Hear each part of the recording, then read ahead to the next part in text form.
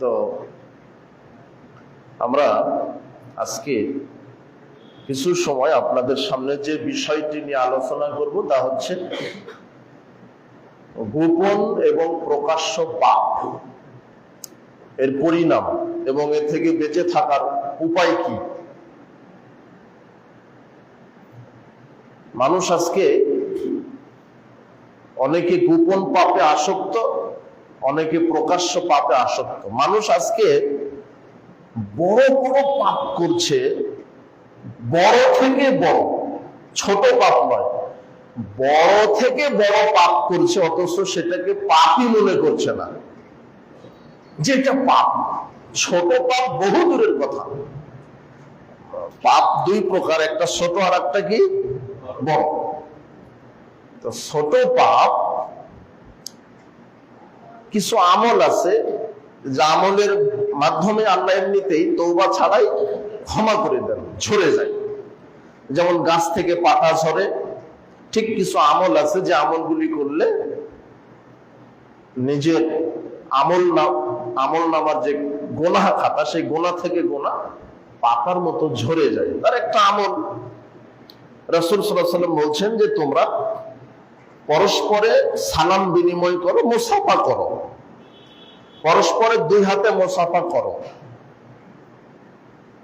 রাসূল বলছেন যদি দুই হাতে পরস্পর কোনো মুমিন মুসাফা করে, তানাসারাত খাতায়াহুমা কামা ইয়াতানাসারু আরাকুশ শাজার,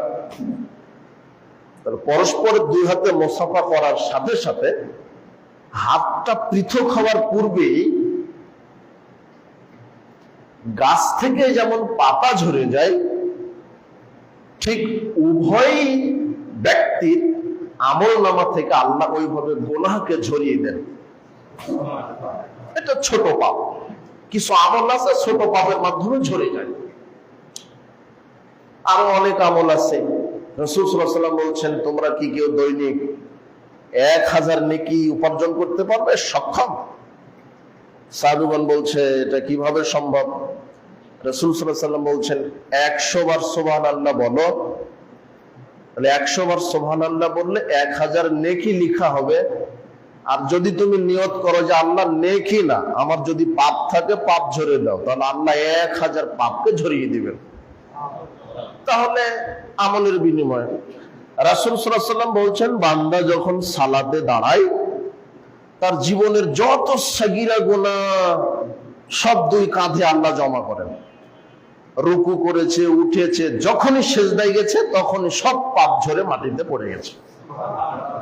তো এগুলা ছোট ছোট পাপ এমনিতেই ক্ষমা হবে, বা কিছু আমলের মাধ্যমে ঝরে যায়।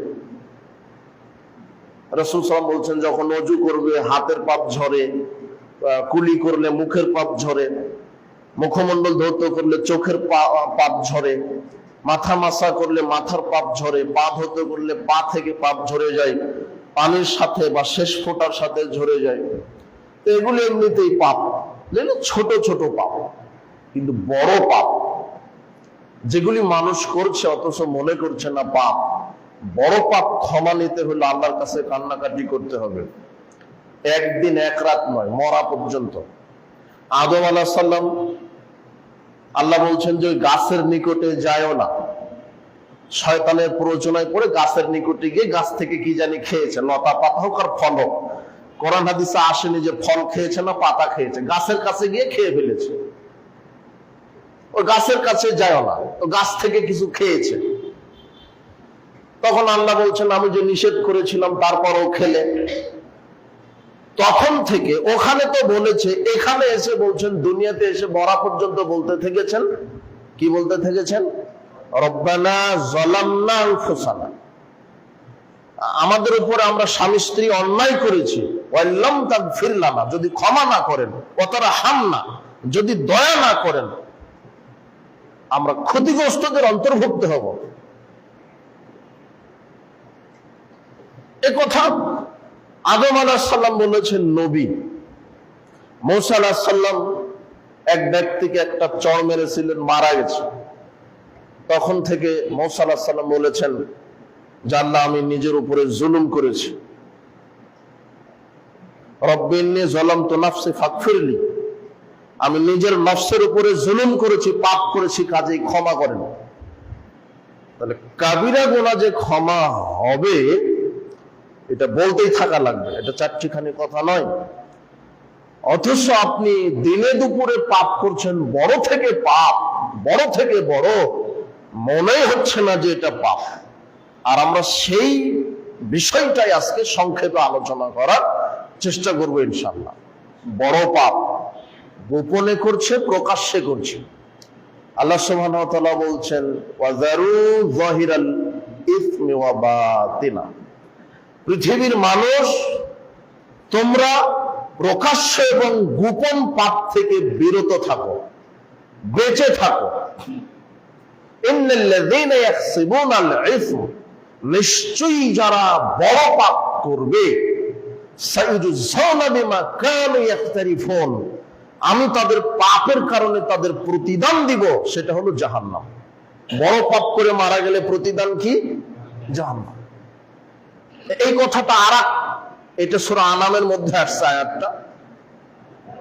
আর আরেকটি আয়াতে বলছেন ইন্নাহু মাইয়াতি রাব্বাহু মুজরিমান ফাইন্না লাহু জাহান্নাম, যে ব্যক্তি কাবিরা গুনাহ বড় পাপ নিয়ে উপস্থিত হবে তার থাকার জায়গা কি?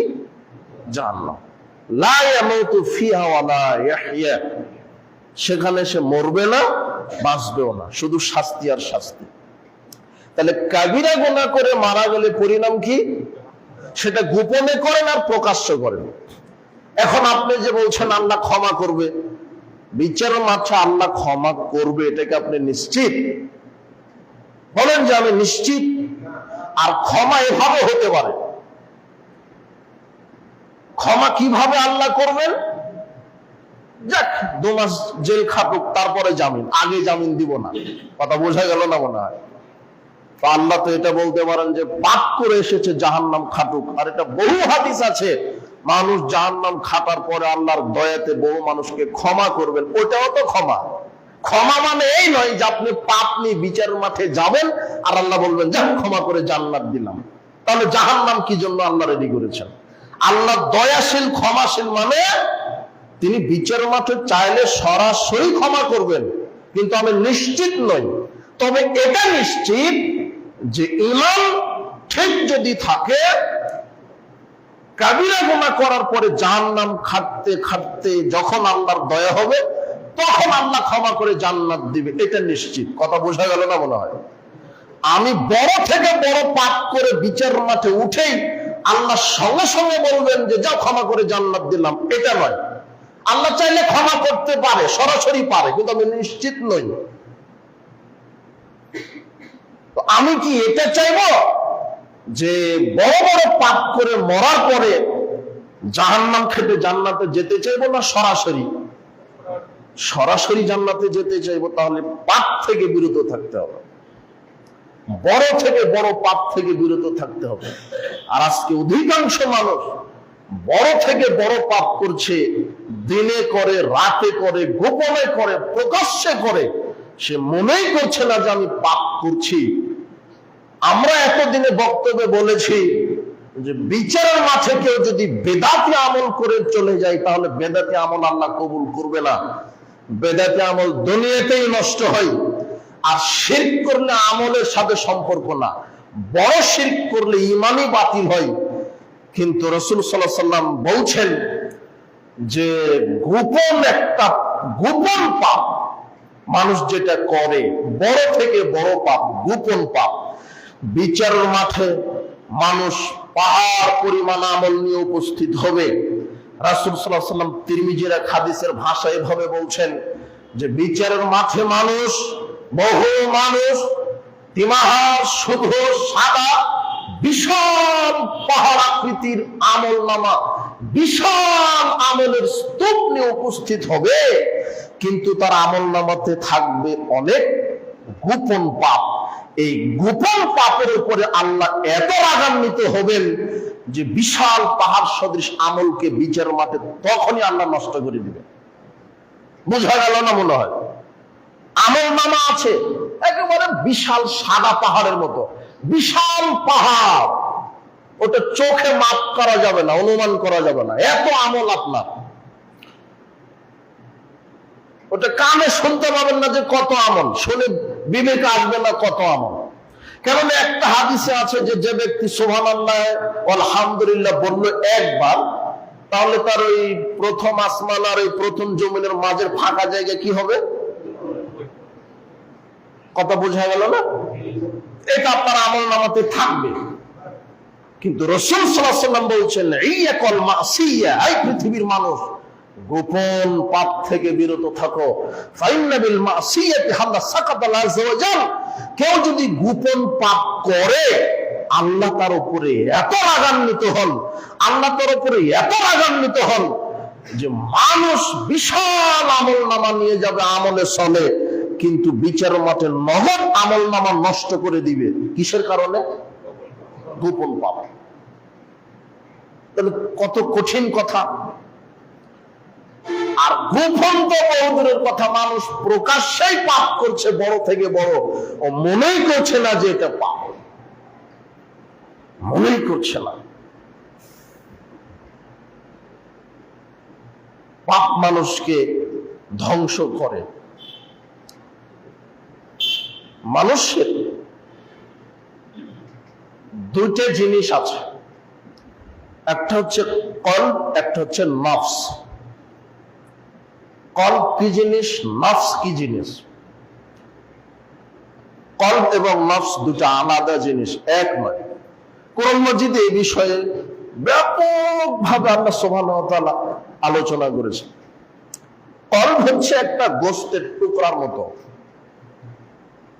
ইন্না ফিল জাসাদি মুদগা, রাসূল সাল্লাল্লাহু আলাইহি ওয়াসাল্লাম বলছেন, শোনো, তোমাদের শরীরের ভিতরে একটা গোশতের টুকরা আছে, আলা ওয়াহিয়াল কলব, আর সেটা হচ্ছে কি? কলব। আমাদের শরীরের ভিতরে একটা গোশতের কি আছে? টুকরা, সেটাই কি? কলব। কলব একটাই, আর আরেকটা হচ্ছে নফস। নফস একটাই, কিন্তু আল্লাহ সুবহানাহু ওয়া তাআলা এবং নবী করিম সাল্লাল্লাহু আলাইহি ওয়াসাল্লাম কলব এবং নফসকে তিনটি প্রকার করেছেন। এদের স্বভাব তিন রকমের হয়, জিনিস একটা, কিছু আচরণগত বৈশিষ্ট্যগত কারণে কয় শ্রেণীর এরা? তিন শ্রেণীর। কল্পটা তিন শ্রেণীর, তিন প্রকারের। নফসটা তিন শ্রেণীর, তিন প্রকারের। নফস হচ্ছে আপনার মাথা থেকে পা পর্যন্ত যে গোটা বডিটা, এটা হলো নফস। নফস মানে সত্তা। আর কলব হচ্ছে এই নফসের ভিতরের একটা গোশতের কি? টুকরা। তো নফস তিন প্রকার, এটা আল্লাহ কোরআনে বলছেন। লাউকসুমু বিন নাফসিল লাওয়ামা, আল্লাহ বলছেন যে ওয়ালা উকসিমু বিন নাফসিল লাওয়ামা, আমি তিরস্কারকারী নফসের কসম করছি। লাওয়ামা, নফসে লাওয়ামা, এটা এক নাম্বার নফস। লাওয়ামা মানে তিরস্কার করে, আপনার অন্তরটা আপনাকেই তিরস্কার করবে। কিভাবে তিরস্কার করবে? নেকির কাজ করতে গেলেও তিরস্কার করতে পারে, আর পাপ কাজ হয়ে গেলে তো তিরস্কার করবেই। মানে দুইটাকেই পাপ থেকে বাধা দেওয়ার জন্য আর নেকির কাজ আরো বেশি করে করার জন্য যেটা বারবার আপনাকে ঘুটাতে থাকে, সেটা হলো নফসে লাওয়ামা। কিভাবে? আপনি আজকে বাজারে একটা মিথ্যা কথা বলেছেন। কি কথা বলেছেন? মিথ্যা। মিথ্যা কথা বলার পর থেকে শুধু অন্তরে ধাক্কা খাচ্ছে, আহা মিথ্যা কথা বললাম, এরকম হয় না? আহা মিথ্যা কথা বলে ফেললাম একটা স্বার্থের জন্য, আহা মিথ্যা কথা না বলাই ভালো ছিল, না না না আর বলবো না, আর বলবো। এই যে তিরস্কার করছে, এটা নফসে লাওয়ামা। কথা বোঝা গেল না মনে হয়? ভালো কাজেও তিরস্কার করে। কিভাবে? তাহাজ্জুদের সালাতে উঠেছেন, 2 থেকে 12 রাকাত তাহাজ্জুদ পড়বেন, কিন্তু 6 রাকাত পড়ার পর আপনি অলসতা দেখালেন, দেখে আবার শুয়ে পড়েছেন। তখন নফস, আর 6 রাকাত পড়তে পারলি না, আর 6 রাকাত, এত অলস হলে হয়, আর 6 রাকাত পড়তে পারলি না। দাম বাক্স গেল সামনে দিয়ে 10 টাকা দিলেন, কিন্তু পকেটে ছিল আরো অনেক টাকা। নফস বলছে, আহা শুধু 10 টাকা দিলি, 50 টাকা দিলি না, 50 টাকা দিলি না। এটা হলো নফসে কি? লাওয়ামা মানে তিরস্কার করছে, মানে আপনাকে নেকির কাজ করতে বেশি উদ্বুদ্ধ করে, আর পাপ হয়ে গেলে সেখান থেকে ফিরানোর চেষ্টা করে। এর নাম কি? নফসে লাওয়ামা। কি এরকম হয় না? আপনাদের হয় না নাকি? যা আর 2 রাকাত সালাত আদায় করলে হতো, আহা আর 2টা আয়াত বেশি তেলাওয়াত করলে হতো, আহা আজকে আসরের সালাতটা জামাতে আদায় করতে পারলাম না। এই যে ঘোটা দিচ্ছে অন্তরে, এটা নফসে লাওয়ামা। আহা আমি মিথ্যা কথা বলে ফেললাম, আমি লোকটাকে চড় মেরে দিলাম, আমি লোকটার গীবত করলাম, এই যে ঘোটা দিচ্ছে আপনাকে, এটা হচ্ছে নফসে লাওয়ামা। এটা আপনাকে ব্যালেন্সটা ঠিক রাখার জন্য চেষ্টা করে, কিন্তু যাদের ঈমান দুর্বল তারা এখানে হেরে যায়, নফসে লাওয়ামার সাথে হেরে যায়। ওটা পারে না, বললেও পারে না। নফস বলছে যে 8-10 টাকা দান কর, কিন্তু তাকে কৃপণতায় ছেয়ে ফেলে। নফসে লাওয়ামা বলছে যে আর মিথ্যা বলিস না, আর গালি দিস না, তারপরেও দিচ্ছেন, কিন্তু বারবার আপনাকে ও ঘুটাতেই আছে, যা গালি দিস না, গালি তো পাপ কাজ, তারপরেও দেন। তখন আপনি নফসের গোলাম হয়ে যান। এটা হলো নফসে লাওয়ামা। 2 নম্বর নফস, নফসে আম্মারা। নফসে আম্মারা মানে এ শুধু খারাপ কাজ করার জন্য ঘুটাতে থাকবে, ভালো মন্দ ভালো বুঝে না, শুধু কি করতে বলবে? খারাপ কাজ। মদ পান কর, জেনা কর, গীবত কর, অমুকের বদনাম কর, অন্যায়ভাবে গন্ডগোল কর, এইভাবে যে ফুসলাতে থাকে, যে পাপ কাজ করার জন্য ফুসলাতে থাকে, এটা হচ্ছে নফসে আম্মারা, যে নির্দেশ দানকারী। কোন কাজের? পাপ কাজের, যেটা আপনাকে দেয়, ওটা আপনি প্রত্যেকে বুঝতে পারবেন। নফস যে 3 প্রকার, এটা না জানলেও 3টা নফস আপনার ভিতরে প্রত্যেকটা সেকেন্ডে কাজ করছে। কথা বুঝেননি মনে হয় কথা? আপনি জানেন না যে নফস কি জিনিস, নফস কয় প্রকার, ওটা আল্লাহ কোরআনে বলেছেন। না জানলে 3টা নফস আপনার সাথে প্রতি সেকেন্ডে কাজ করছে, সবসময় আপনাকে খারাপ কাজে ঘোটাতে থাকবে। একটা ছেলে বলছে চল ওই যে অমুক জায়গাতে গান বাজনা হচ্ছে, চল, নফসে আম্মারা ওকে ঘোটাচ্ছে। চল অমুক জায়গাতে জুয়া খেলা হচ্ছে, আমরা একটু খেলি। কথা বুঝেননি মনে হয়? এই যে এখন তো আপনার জুয়া তো প্রতি বছরই খেলে। আর একটা সবচেয়ে জুয়ার মধ্যে বড় জুয়া হলো এই যে টাকা দিয়ে যেগুলি খেলা আছে, তাস খেলা, ছক্কা, লুডু, ওই ক্রিকেট বল, ভলিবল, ফুটবল। এখন ওই যে এখন আসবে বিশ্বকাপ খেলা আসবে, তাই না? হ্যাঁ, বিশ্বকাপ ফুটবল খেলা আসবে। আপনি মুসলমান, আপনাকে বলতেও লজ্জা লাগে, ঘৃণা লাগে। আপনার ইমানের দাবি থাকা তো উচিত। আপনি ফজরের সালাত আদায় করে নিয়ত করবেন যে আমি ব্রাজিলের সাপোর্টার। আপনারাই 2 গ্রুপ, ও বলছে ব্রাজিল, ও বলছে আর্জেন্টিনা। ওদের জার্সি পরো তুমি, আপনি পরেন, আপনি তাদের কি করেন? তাদের সমর্থন নিয়েছেন, ব্রাজিল আর্জেন্টিনা। আপনি মুসলমান, ওরা তো ইহুদি খ্রিস্টান। ও ব্রাজিলের একটা খেলোয়াড় যে গেঞ্জি পরে আপনি পরেন, যুবক তুমি পরো। ব্রাজিলের একটা খেলোয়াড়, ওই আর্জেন্টিনার একটা খেলোয়াড় যেভাবে চুল কাটে তুমি কাটো, ওর যেভাবে চলার ফ্যাশন, ও নাকি তোমার আদর্শ। এদেশের অনেক যুবক যুবতীর আইডল নাকি এক শ্রেণীর নায়ক নায়িকা। আশ্চর্য কথা, লজ্জা শরম একেবারে নেই। তোমার আদর্শ নায়ক নায়িকা হলো কেন? পতিতালয়ের নায়ক নায়িকা হলো কেন? পতিতালয়ের নগ্ন নারী তোমার আইডল হয় কি করে? নায়ক তোমার আইডল হয় কি করে? একটা ইহুদি খ্রিস্টান মানুষ তোমার আইডল হয় কি করে? তোমার আইডল তো হবে মুহাম্মদ সাল্লাল্লাহু আলাইহি ওয়াসাল্লাম। তোমার আদর্শ হবে আবু হুরায়রা রাদিয়াল্লাহু আনহু। তোমার আদর্শ হবে ওমর ইবনুল খাত্তাব রাদিয়াল্লাহু আনহু। তোমার আদর্শ হবে মুসাব বিন উমাইর। তোমার আদর্শ হবে খাব্বাব বিন আরাব। তোমার আদর্শ হবে খুবাইব। তোমার আদর্শ হবে আলী ইবনে আবি তালিব রাদিয়াল্লাহু আনহু। এরা হবে তোমার আদর্শ। তুমি যেহেতু মুসলিম, তুমি হিন্দু হলে তোমাকে বলতাম না, তুমি সালাত আদায় করেই তুমি আর্জেন্টিনা ব্রাজিলের সাপোর্ট করো। আর তুমি আমাকে গালি দাও যে ইহুদি খ্রিস্টানের দালাল। তুমি গালি দাও অথচ তার জার্সি প্যান্ট পরে তুমি তো মুনাফিক। আল্লাহ বলছেন কোরআন মাজিদে, লা তাত্তাখিযুল ইয়াহুদা ওয়ান নাসারা আউলিয়া, তোমরা ইহুদি খ্রিস্টানকে বন্ধু মানো না। নবী করিম সাল্লাল্লাহু আলাইহি ওয়াসাল্লাম বলছেন, লাইসা মিন্না মান তাশাব্বাহা বিগাইরিনা, ও ব্যক্তি আমার উম্মতি না যে ইহুদি খ্রিস্টানকে সাপোর্ট করে। আল্লাহর নবী চূড়ান্তভাবে বলেছেন, শক্তভাবে বলেছেন, লাইসা মিন্না, সে ব্যক্তি আমার দলভুক্ত নয়। মান তাশাব্বাহা বিগাইরিনা, যে আমাদেরকে বাদ দিয়ে ইহুদি খ্রিস্টানকে বন্ধু বানায়, যে আমাদেরকে বাদ দিয়ে তাদের নীতি মানে, যে আমাদেরকে বাদ দিয়ে তাদের দলকে সাপোর্ট করে, সে আমার উম্মত নয়, সে আমার দলভুক্ত নয়। মান তাশাব্বাহা বিকাওমিনা, যে আমাদের সাদৃশ্যতা বাদ দিয়ে তাদের সাদৃশ্য গ্রহণ করে, সে আমাদের দলভুক্ত নয়। এই কথা আল্লাহর নবী বলছেন। মান তাশাব্বাহা বিকাওমিন ফামিনহুম।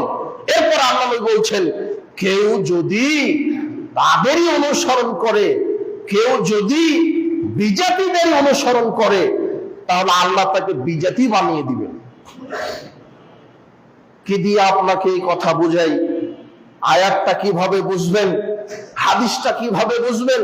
এটা মুসলমান, তুমি তো মুসলমান যুবক, আপনি তো মুসলমান, 5 ওয়াক্ত সালাত আদায় করেন, আপনি কি করে এভাবে ইহুদি খ্রিস্টানের সাপোর্ট করতে পারেন?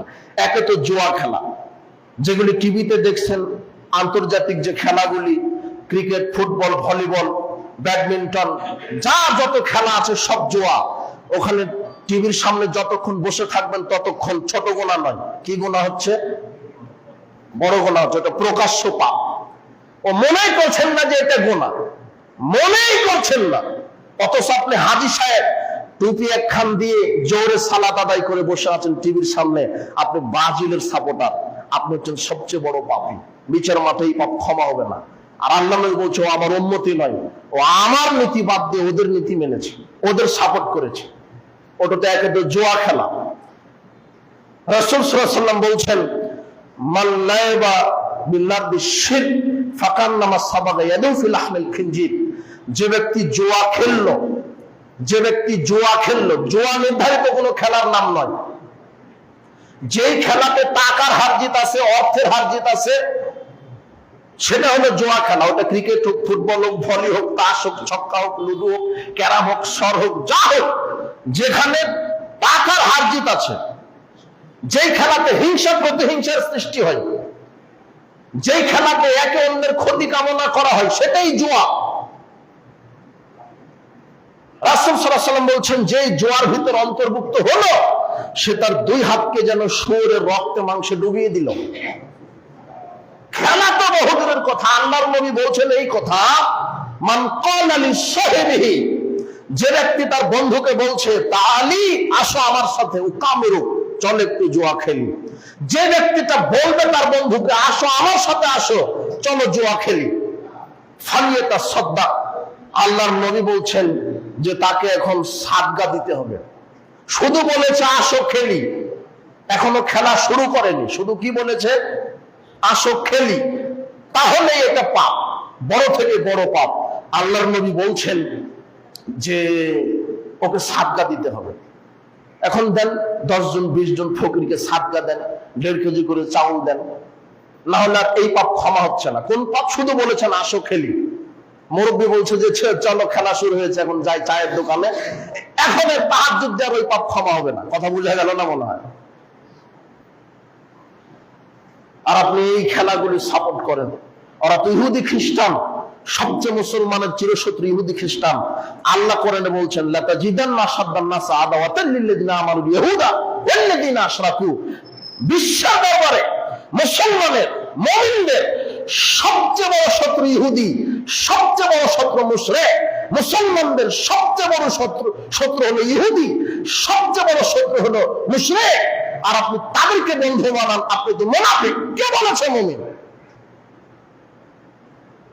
সবচেয়ে বড় শত্রু ইহুদি। ও ইহুদি, আর্জেন্টিনা, ব্রাজিল ইহুদি, ও খ্রিস্টান, ও আপনার সবচেয়ে বড় শত্রু। একে তো জুয়া, আর একে তো আপনার শত্রুকে বন্ধু মানছেন। আল্লাহ আপনাকে ক্ষমা করুন, হেদায়েত দান করুন, আমিন। এগুলো হচ্ছে পাপ। বিচারের মাঠে মানুষ পাপ নিয়ে উপস্থিত হবে, ভালো আমলকে আল্লাহ নষ্ট করে দিবেন। বলছিলাম যে নফস আম্মারা যেটা আপনাকে পাপ কাজের দিকে ডাকে, আসো জুয়া খেলি, আসো অমুকের সাথে জেনা করি, একটা গান ডাউনলোড দিই, অমুক নারীর সাথে প্রেমের গল্প করি, ওটা অন্তরে ঘোঁতা দিতে থাকে না, এটা হলো নফসে আম্মারা, যেটা বারবার নির্দেশ দান করছে, পাপ কাজের নির্দেশ দান করছে। আর এই তিনটা নফস প্রত্যেকের ভিতরে আছে। তৃতীয় নম্বর নফস হচ্ছে নফসে মুতমাইন্না, প্রশান্ত নফস। কি নফস? প্রশান্ত, যার উপরে আল্লাহ খুশি, আল্লাহ রাজি। ইয়া আইয়াতুহান নাফসুল মুতমাইন্না। মৃত্যুর সময়তে আপনার নফসটা যদি ইমানের উপরে অটল থাকে, তখন ফেরেশতারা আসবে আপনার কাছে, এসে বলবে, হে প্রশান্ত আত্মার জি। কি আয়াত? ইলা রাব্বিকি রাদিয়াতাম মারদিয়া। হে প্রশান্ত আত্মা, তোমার রবের সন্তুষ্টির দিকে বেরিয়ে আসো। যেই নফস সমস্ত জাহেলিয়াত পাপাচারকে লাথি মেরে ইমানের উপরে টিকে থাকে, এই নফসের উপরে আল্লাহ এত খুশি হন, আল্লাহ ওই ব্যক্তির উপরে রাজি হয়ে যায়, জান্নাতকে ওয়াজিব করে দেন। ফাদখুলি ফি ইবাদি, আল্লাহ বলছেন আমার বান্দাদের মধ্যে ঢুকো, আমি তোমার উপরে রাজি খুশি। তুমি পাপকে কবর দিয়েছো, তুমি জেনা, ব্যভিচার, তহমত, গীবতকে কবর দিয়েছো, তুমি ইহুদি খ্রিস্টানকে কবর দিয়েছো, তুমি মুহাম্মদ সাল্লাল্লাহু আলাইহি ওয়াসাল্লাম আদর্শ মেনেছো, আমার বিধানকে মেনেছো, আমি খুশি হয়েছি। তুমি আমার বান্দাদের মধ্যে ঢুকে যাও, ওয়াদখুলি জান্নাতি, আমার জান্নাতে প্রবেশ করো। কোন মসজিদের আয়াত? নফসকে ঠেকাতে হবে খারাপ কাজ থেকে, নফসকে ঠেকাতে হবে পাপের কাজ থেকে, তাহলে সে হলো মুমিন। কিন্তু সব মুমিনেরা ধোঁকার মধ্যে আছে, প্রায় অন্তরে ধোঁকা দেয়, খোঁচাতে থাকে, সেটাতে আপনি বন্দী হয়ে যান। আশ্চর্য কথা, এক শ্রেণীর মুনাফিক নামের মুসলমান আছে যে সালাত আদায় করে, সিয়াম পালন করে, গীবতও করে, জেনাও করে, মদও খায়, সুদও খায়, ঘুষও খায়, জুয়াও খেলে, হলো মুনাফিক মুসলমান। কি মুসলমান? মুনাফিক। একে দিয়ে জাহান্নাম হবে।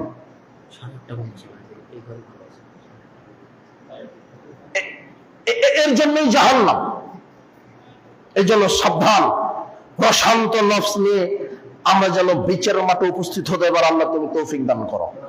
তাহলে নফস কয়টা হলো? নফসে লাওয়ামা, যেটা হলো ভালো কাজ করলে বলবো আরেকটু করা যেত না, কথা বুঝেননি মনে হয় কথা। খারাপ কাজ করলে বলবো হ্যাঁ এই কাজটা করলে, মানে ও হলো তিরস্কার করবে। ভালো করলে তিরস্কার, মানে 2 রাকাত পড়েছেন, বলছে যে আর 2 রাকাত পড়তে পারলি না, কথা বুঝেননি মনে হয় কথা। একটা মিথ্যা কথা বলেছেন, বলবে হ্যাঁ মিথ্যা কথা বললি। নফসে লাওয়ামা মুখস্থ করেন। 1 নফসে লাওয়ামা, তিরস্কারকারী নফস। 2 নফসে আম্মারা, খারাপ কাজের নির্দেশ দানকারী নফস, এটাকে কন্ট্রোল করতে হবে।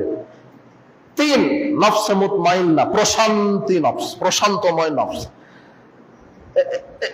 এই দুইটার উপরে আল্লাহ খুশি নন। এই নফসে মুতমাইন্নার উপরে আল্লাহ কি খুশি? তাহলে এই নফসে মুতমাইন্নার উপরে আমাদেরকে টিকে থাকার আল্লাহ তুমি তৌফিক দান করো। ঈমান যার যত বেশি, পাপ তার তত কম। ঈমান যার যত কম, পাপ তার তত বেশি। ঈমান বেশি হলে পাপ কম হয়, আর ঈমান কম হলে কি বেশি হয়? পাপ বেশি হয়। সবকিছু ঈমান দিয়ে কন্ট্রোল করতে হবে। এবার আসেন সংক্ষেপে কলব। আল্লাহ কোরআন মাজিদে 3 ধরনের কলব সম্পর্কে আলোচনা করেছেন। কলব হচ্ছে একটা গোশতের টুকরা, যেটা মানব দেহের প্রধান একটি কি বলতে পারে রাজধানী। মানব দেহের রাজধানী হচ্ছে কি? কলব। চিন্তা, চেতনা, অনুসরণ, অনুকরণ, ভালো মন্দ, ব্যথা, অনুভূতি, যে জিনিসটা আপনার বুঝতে পারে সেটা হলো কলব। আল্লাহ বলছেন যে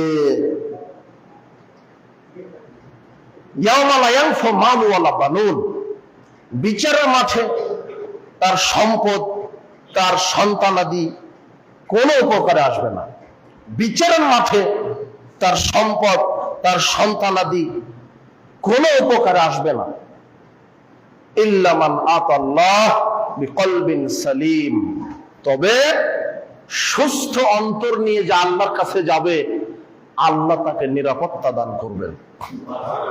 তাহলে এখানে কলবুন সালিম, সুস্থ অন্তর পাওয়া গেল। কি অন্তর? সুস্থ। এরপরে আরেকটা কলব আছে, কলবুন সাকিম, অসুস্থ। কি অন্তর? অসুস্থ। সাকিম মানে অসুস্থ অন্তর। এই অসুস্থ অন্তর। আরেকটা হচ্ছে মরা অন্তর, মরা, মৃত, যে ভালো মন্দ কিছুই বুঝে না। আল্লাহ বলছেন ওয়ালাকাদ জারা'না লিজাহান্নাম কাসীরাম মিনাল জিন্নি ওয়াল ইনস, আমি বহু জিন এবং মানুষকে জাহান্নামে দিব বলে সৃষ্টি করেছি। লাহুম কুলুবুন লা ইয়াফকাহুনা বিহা, কিন্তু যাদেরকে কলব দিয়েছি সে এই কলব দিয়ে কিছুই বুঝলো না। আমার কোরআনের আয়াত, আমার হাদিস, আকাশ জমিনের এই দৃশ্যগুলি দেখে আমাকে বোঝার চেষ্টা করলো না। সুবহানাল্লাহ, আল্লাহ কিভাবে বলছেন? আমার ভাষার ত্রুটিতে, আমার বোঝানোর ত্রুটিতে আপনি হয়তো বুঝতে পারছেন না, তবে আপনাকে বুঝতে হবে কলব দিয়ে, আপনাকে অনুভব করতে হবে কলব দিয়ে। কি অনুভব করবেন? কি বুঝবেন? আপনি কিছুই ছিলেন না, আপনি এক ফোঁটা নিকৃষ্ট তুচ্ছ পানি ছিলেন, সেখান থেকে এত বড় করেছেন। আকাশ জমিন সৃষ্টি করেছেন, যিনি আকাশ সৃষ্টি করেছেন, যিনি জমিন সৃষ্টি করেছেন, আল্লাহ এক একটা সৃষ্টি করে আর মানুষকে বলে, বলো তো আকাশের স্রষ্টা কে? বলো তো জমিনের স্রষ্টা কে? বলো তো চন্দ্র কে সৃষ্টি করেছে? বলো তো তোমাকে কে সৃষ্টি করা হয়েছে? বলো তো আকাশ থেকে কে পানি দেয়? বলো তো আকাশ থেকে কে বরকত নাজিল করে? বলো তো আকাশ থেকে কে রুজি নাজিল করে? বলো তো ওই জমিন থেকে কে উর্বর দিয়ে রুজি নাজিল করে? বলো তো সুস্থ হলে অসুস্থতা দেয় কে? অসুস্থ হলে সুস্থতা দেয় কে? বলো তো মৃতকে জীবিত করে কে? জীবিতকে মৃত করে কে? আবার মানুষকে একত্রিত করবেন কে? আবার বিচার মাঠে উপস্থিত করবেন কে? তোমরা বোঝো। আল্লাহ বারবার বলছেন কলব দিয়েছি, চিন্তা করো, গবেষণা করো, দেখো আকাশকে কিভাবে সৃষ্টি করা হয়েছে, দেখো জমিনকে কিভাবে সৃষ্টি করা হয়েছে, খাল বিল, নদী, নালা, পাহাড়, পর্বত, তোমাদেরকে থাকার জন্য কত রুজি রুটি দিয়েছি। তুমি যে দিন অক্সিজেন নাও, শ্বাস প্রশ্বাস গ্রহণ করে, এটা কার ক্ষমতায়? তুমি যে চলো, এটা কার ক্ষমতায়? তুমি যে খাও, তুমি যে পান করো, তুমি যে পেটে খাদ্যটা রাখো, সেটা হজম করে কোন প্রক্রিয়ায়, সেটাকে আমি বাহির করি কিভাবে? তোমরা একটু ভাবো, একটু চিন্তা ভাবনা করো। আমি রাজাধিরাজ, তাই তো আল্লাহ বলছেন রাব্বাকা ফাকাব্বির, তোমরা আমার নামে তাকবীর বলো, আল্লাহু আকবার, আল্লাহ সবচেয়ে বড়। আল্লাহ কত বড়? আল্লাহ বারবার বলছে দেখো, একটু গবেষণা করো, চিন্তা ভাবনা করো। এই আকাশটা, 7 আকাশ সৃষ্টি করেছেন আল্লাহ। 7 আকাশের প্রথম আসমানকে আল্লাহ বলছেন যা আমি সূর্য, নক্ষত্র, গ্রহপুঞ্জ, নীহারিকা, ধূমকেতু দিয়ে সাজিয়েছি। পরের 6টা আকাশে কি আছে এ বিষয়ে আল্লাহ কোরআন হাদিসে বলেননি। যতটুকু বলেছে আল্লাহ বলছেন ফেরেশতা আছে, সিদরাতুল মুনতাহায় একটা বিশাল কুল বৃক্ষের মতো গাছ আছে, কুল বৃক্ষ আছে, যার গাছের পাতাটা ওই হাতির কানের মতো বড়, ফলগুলি বড় বড়, ওটা আছে। আল্লাহ বলছেন যে প্রত্যেক আকাশে আমি অসংখ্য দরজা দিয়েছি, দরজা আছে, এইটুকু বোঝা যায়। কিন্তু প্রথম আসমান সম্পর্কে আল্লাহ বলছেন আমি এখানে সূর্য দিয়েছি, চন্দ্র দিয়েছি, গ্রহ দিয়েছি, নক্ষত্র দিয়েছি। কেন? সুশোভিত করার জন্য প্রথম আকাশকে সাজিয়েছি। আমি সাজসজ্জা করেছি প্রথম আকাশকে যাতে দেখতে ভালো লাগে। এই প্রথম আকাশ হচ্ছে মহাবিশ্ব। আল্লাহ বলছেন একটু গবেষণা করো, আমার সৃষ্টি নিয়ে গবেষণা করো। অন্তর আছে, গবেষণা করে না। অন্তর আছে, আমাকে বোঝার চেষ্টা করে না। ওদের অন্তর মরা অন্তর। আল্লাহ বলছেন দেখো তো প্রথম আকাশ, এখানে বলছে যে মহাবিশ্ব। মহাবিশ্বটা কত বড়, এটা তো মানুষের কল্পনায় হবে না।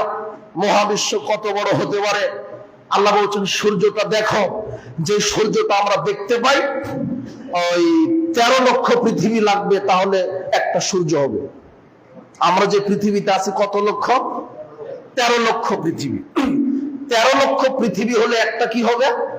সূর্য হবে। তাহলে সূর্য কত বড়? বিজ্ঞানীরা বলছে যে আকাশে গ্যালাক্সি আছে, লক্ষ লক্ষ গ্যালাক্সি। গ্যালাক্সির ভিতরে আমরা যে গ্যালাক্সির ভিতরে আছি সেই গ্যালাক্সির নাম হলো মিল্কি ওয়ে। কি? Milky Way. মিল্কি ওয়ে নামক গ্যালাক্সির ভিতরে আমরা আছি। এই মিল্কি ওয়ে নামক গ্যালাক্সির ভিতরে আছে পৃথিবী, আছে সূর্য। সূর্যের গ্রহ আছে বুধ, শুক্র, পৃথিবী, ওই আপনার মঙ্গল, ইউরেনাস, নেপচুন, প্লুটো, আর কত কি গ্রহ আছে বিজ্ঞানীরা কয়েকটা ধরতে পেরেছে। তো এই মিল্কি ওয়েতে এগুলি আছে, এই গ্যালাক্সির ভিতরে এগুলি আছে।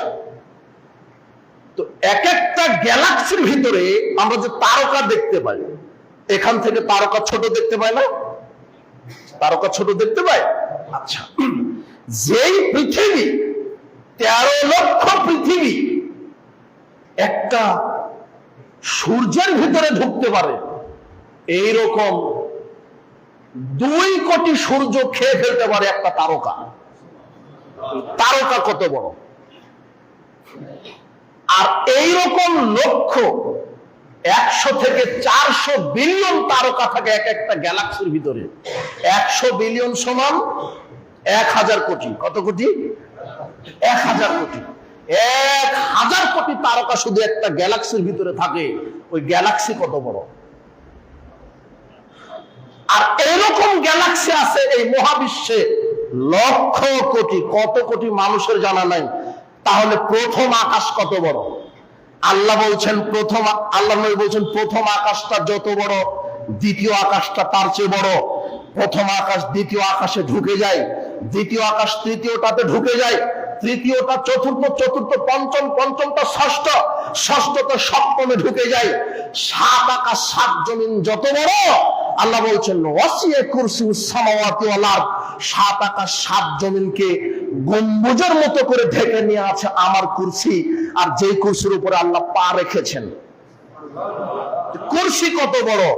আর আব্দুল্লাহ ইবনে মাসউদ রাদিয়াল্লাহু আনহু বলছেন যে আরশ আল্লাহ সৃষ্টি যখন করলেন তখন আরশটা কুরসির সামনে, মানে কুরসিটা আরশের সামনে মনে হচ্ছে যেন একটা আংটি। তাহলে আরশটা কত বড়! আরশ যদি অত বড় হয়, কত বড় মানুষের বিবেকে ধরছে না। আরশটা যদি অত বড় হয়, আমার আল্লাহ কত বড়! তাই তো বলছেন বলো আল্লাহু আকবার, আল্লাহ সবার চেয়ে বড়। ওমা কদরুল্লাহ হাক্কা কদরিহি, আল্লাহ বলছেন মানুষ আমাকে মর্যাদা দিল না, মানুষ আমাকে মর্যাদাই দিল না। আমার তো জানিয়ান কবদত ইয়াউমুল কিয়ামা, বিচারের মাঠে, বিচারের দিন, কিয়ামতের দিন আমি জমিনকে আমার মুঠার মধ্যে রেখে দিব। জমিনকে কোথায় রেখে দিবে? মুঠার ভিতরে, মুষ্টির ভিতরে। আসসামাওয়াতু মাতুইয়াতুম বিয়ামিনি, আর আমি আকাশ সমূহকে, মানে 7 আকাশকে আমি আমার ডান হাতে পেঁচিয়ে নিব। আপনার বিবেক দিয়ে বুঝতে পারলেন না মনে হয়। প্রথম আকাশ যদি এত বড় হয়, দ্বিতীয় আকাশ কত বড়? দ্বিতীয় আকাশ অত বড় হলে সপ্তম আকাশ কত বড়? এই 7 আকাশ আল্লাহ কিয়ামতের দিন ডান হাতে কি করে নেবেন? পেঁচিয়ে নেবেন। সে আল্লাহ কত বড়! আল্লাহ বলছেন যাদের অন্তর দিয়েছি ভাবলো না, বুঝলো না আমি আল্লাহ কে। যারা আমার কোরআনকে বুঝলো না, আল্লাহ বলছেন ইন্না আরাদনাল আমানাতা আলাস সামাওয়াতি ওয়াল আরদি ওয়াল জিবাল, আমি আকাশকে দিলাম কোরআন, জমিনকে দিলাম কোরআন, পাহাড়কে দিলাম কোরআন। আল্লাহ বলছেন আমি জমিনকে দিয়ে বলছি কোরআন, জমিন আমার এই কোরআনের বিধান মানো। আকাশকে বলছে আল্লাহ বলছে আকাশ কোরআনের বিধান মানো।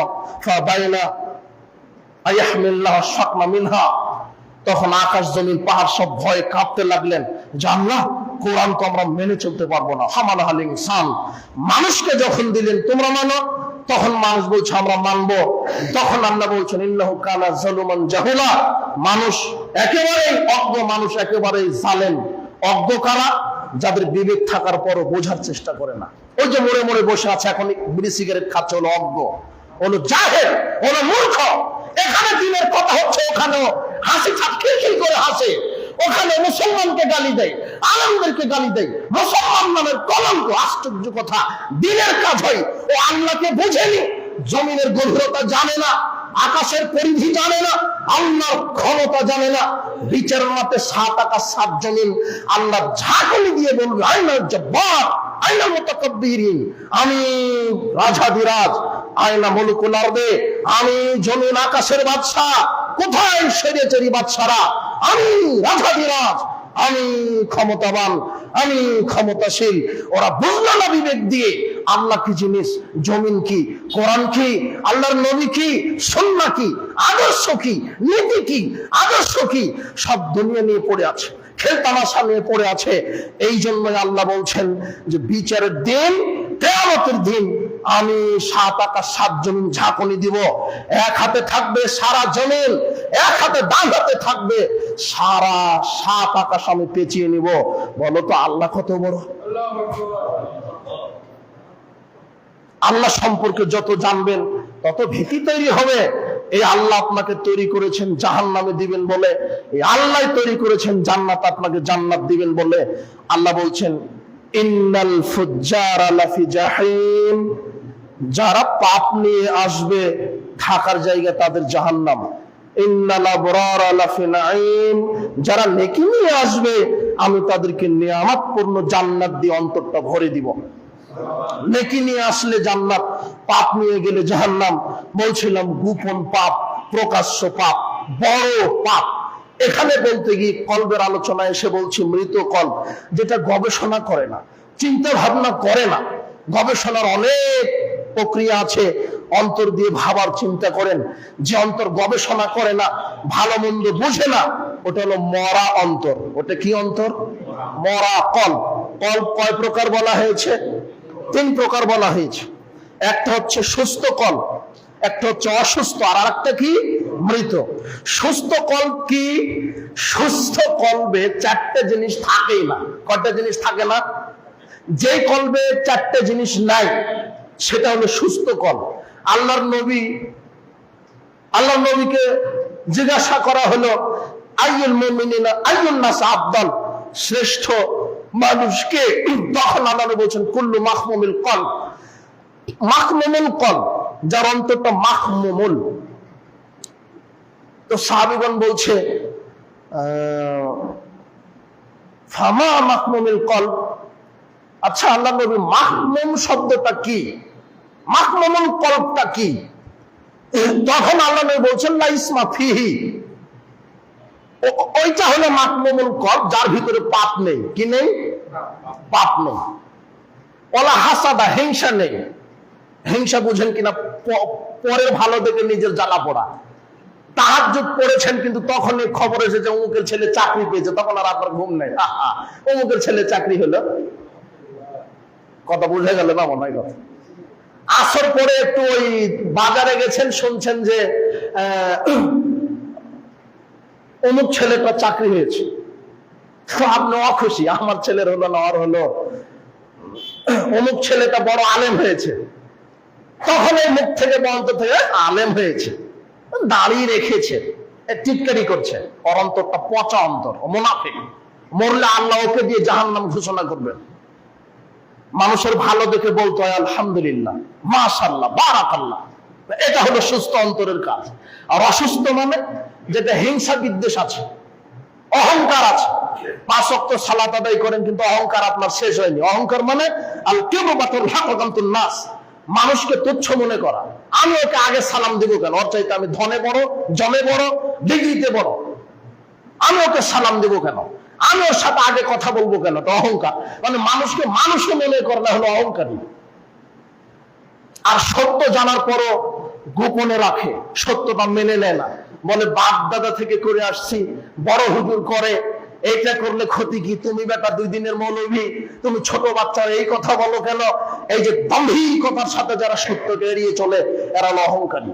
যাদের অন্তরে 4টে জিনিস নেই তারা সুস্থ অন্তরের অধিকারী। 1, পাপ নেই। দেখেন আপনার পাপ আছে কিনা, থাকলে আপনার অন্তর ভালো নয়।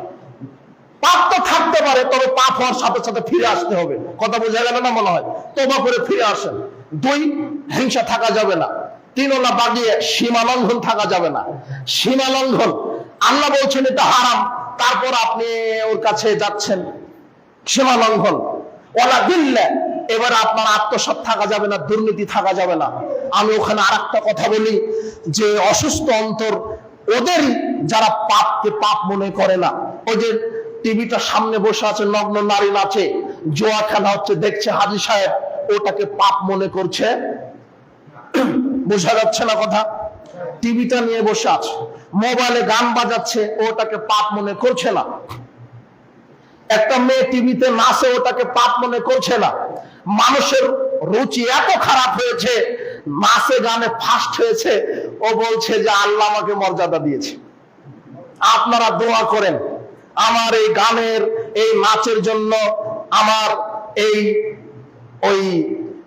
আজকে না গতকাল একটা মোবাইলে দেখলাম একটা নারী ডাম বাজাচ্ছে, তো ডাম বাজাচ্ছে, ও বলছে যে আমার এই ডাম বাজানোর পিছনে আমার বাপের খুব পরিশ্রম আছে, আমার বাপ আমাকে উদ্বুদ্ধ করেছে, আমি হজ করে এসেছি কোরআন মাজিদ খতম দিই, আমি হজ করে এসেছি কোরআন মাজিদ খতম দিই, আর আমি এভাবে গান এইভাবে দাম বাজিয়ে যাব ইনশাআল্লাহ। মেরে দিল ইনশাআল্লাহ, ওখানে ইনশাআল্লাহ। কোথায় ইনশাআল্লাহ, কোথায় পদমর্যাদা?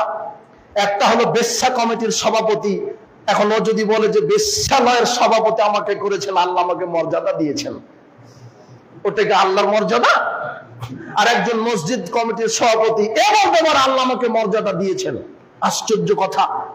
ও বলছে যে গাছের পাতা আল্লাহর হুকুম ছাড়া নড়ে না, তো আমার মেয়েটা এইভাবে গান বাজনা করছে, আল্লাহর হুকুমেই করছে। অবাক যুক্তি, অবাক কথা। ঠেকাবেন কি করে আপনি?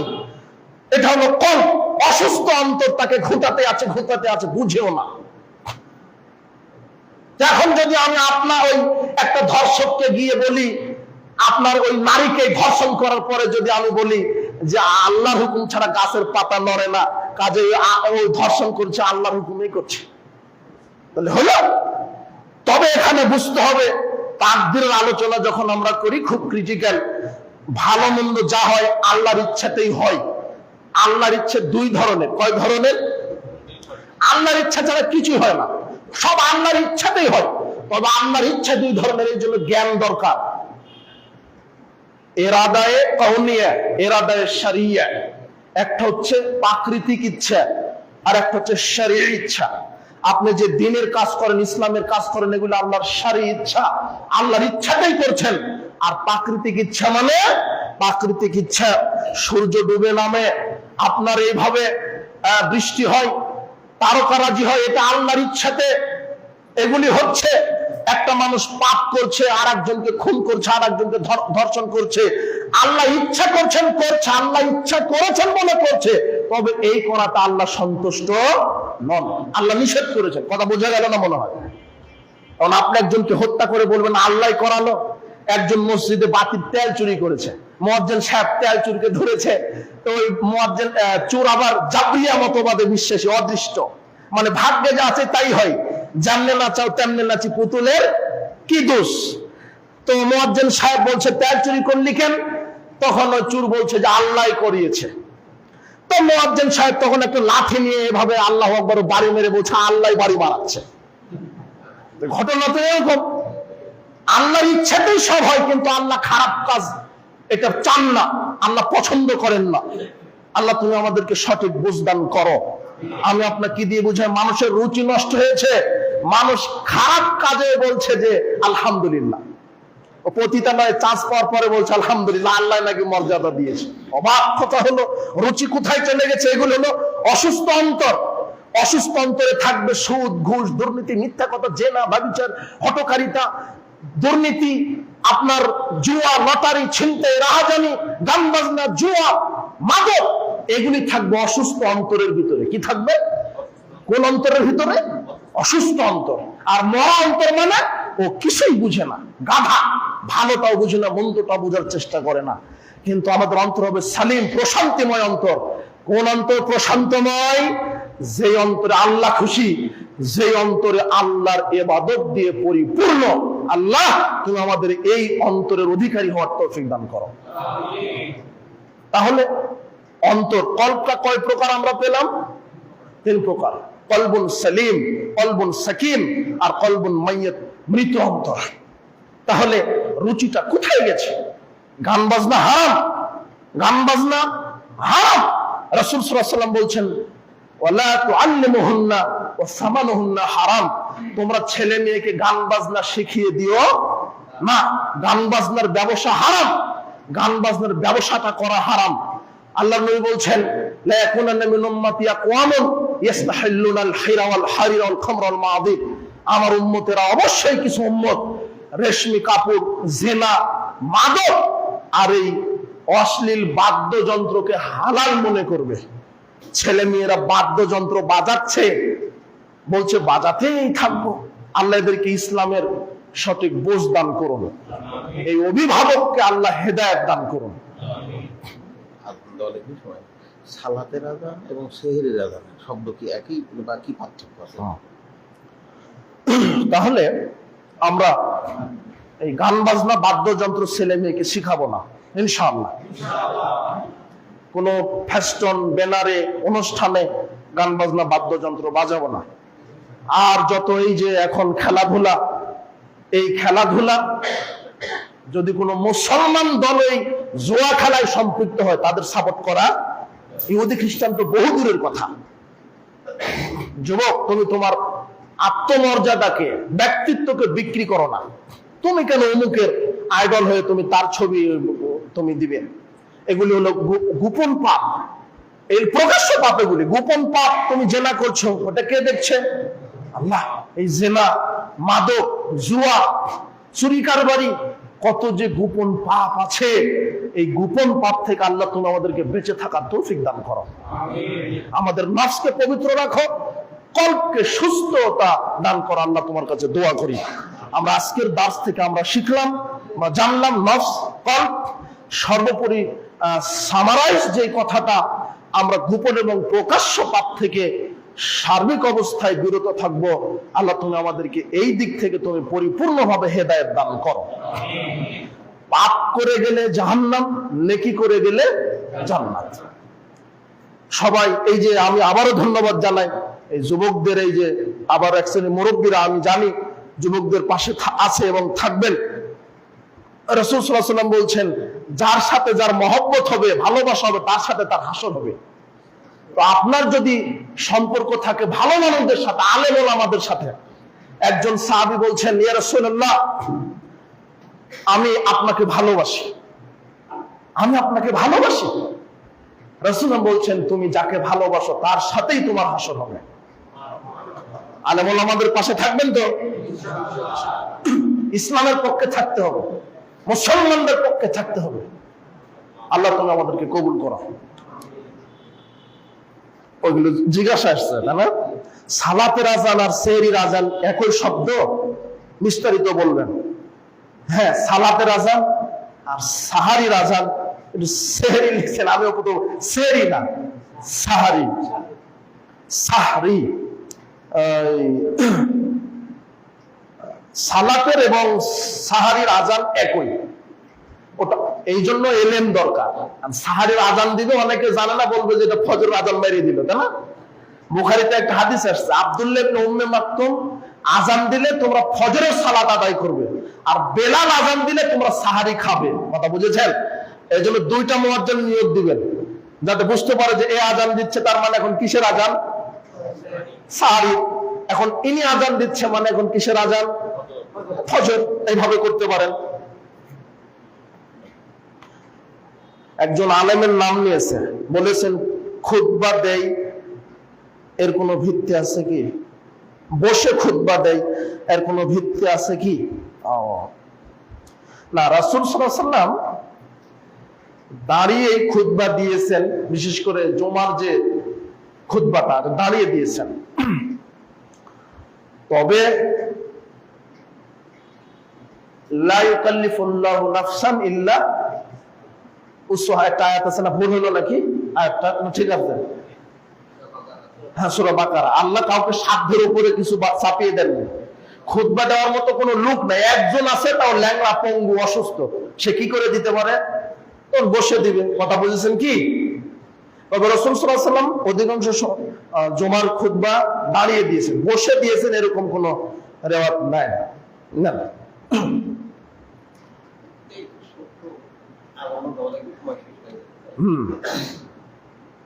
আহলে হাদিস কি ইসরায়েলের দালাল?